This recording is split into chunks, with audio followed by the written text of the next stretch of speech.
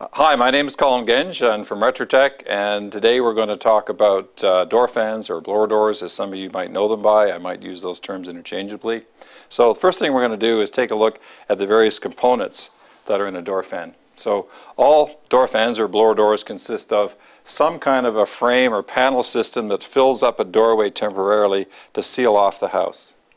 They also consist of a variable speed fan and a gauge with a controller that controls a variable speed fan. Now, door fans or blower doors come in different configurations. We've got a different one over here which has a hard panel system instead of a cloth panel system. So it does exactly the same job, fills up the doorway, expands to fill the doorway, that type of thing.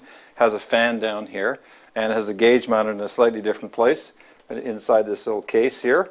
Variable speed is built in to this gauge. You'll notice that both of these fans have what I call range plates.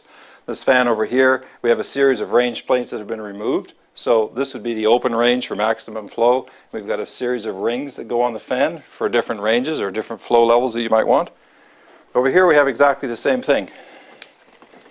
We have this little blanking plate here. Behind this we have a range called ring B, and underneath that we've got another one.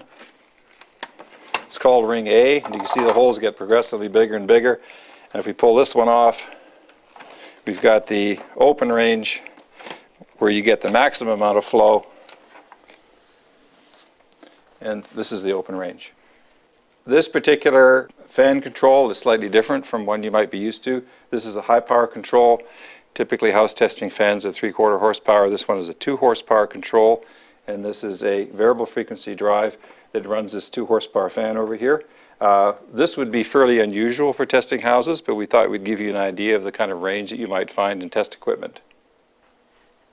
So we're going to talk a little bit about the tube coloring, because the color coding can vary.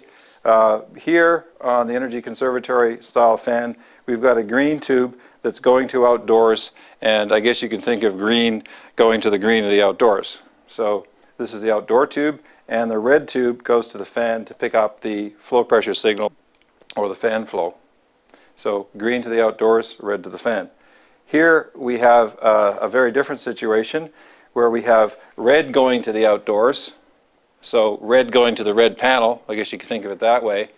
And here we have yellow going to the fan on a yellow connector, which you can't see, and we've also got green going to a green connector. We take a look at the gauge. On the back of the gauge we've got yellow going to a yellow connector, green to green, and red to red.